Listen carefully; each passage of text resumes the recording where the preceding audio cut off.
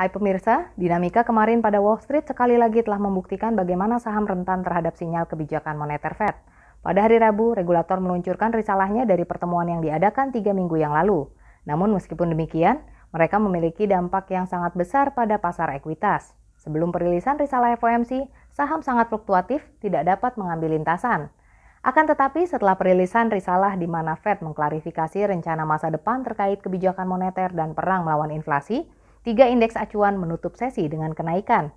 Pada sesi Asia hari ini, indeks Nikkei 225 dan S&P atau ASX 200 juga naik di tengah optimisme di Wall Street.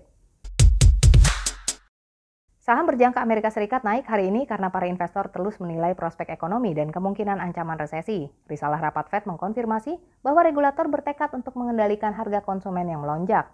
Ini sekarang menjadi prioritas utama Bank Sentral. Para pelaku pasar telah meragukan kompetensi Fed untuk sementara waktu. Jadi regulator perlu mendapatkan kembali kepercayaan mereka dengan menunjukkan bahwa ia mampu memerintah dalam inflasi. Para investor menyingkirkan aset beresiko, terutama karena takut akan inflasi yang tidak terkendali.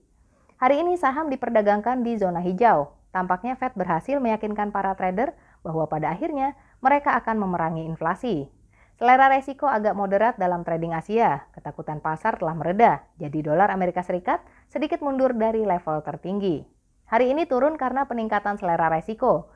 Selain itu, mata uang Amerika Serikat melemah mengikuti penurunan pada imbal hasil Treasury Amerika Serikat.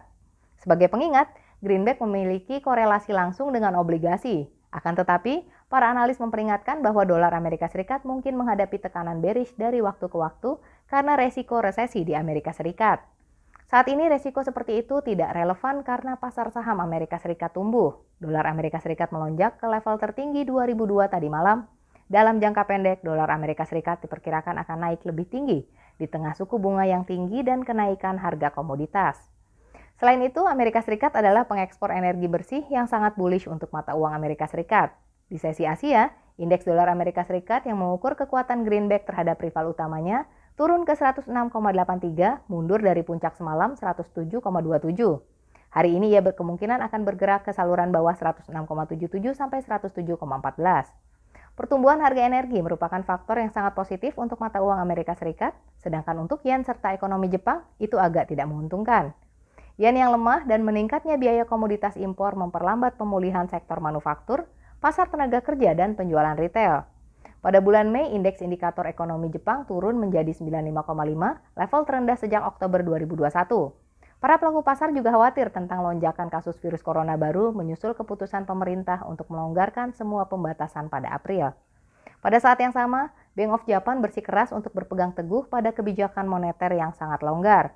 Regulator menyatakan bahwa inflasi di negara itu mungkin bersifat sementara karena didorong oleh melonjaknya harga energi. Mengingat hambatan ekonomi, yen sebagai mata uang safe haven tidak memiliki pendorong bullish. Mata uang Jepang sangat sensitif terhadap perubahan imbal hasil pemerintah jangka panjang Amerika Serikat. Setelah penurunan semalam di Treasury Amerika Serikat dari level tertinggi 2,935% menjadi 2,904%, pasangan dolar yen turun menjadi 136,10. Selama sesi Asia, ia terkonsolidasi di kisaran 135,52 sampai 136,21.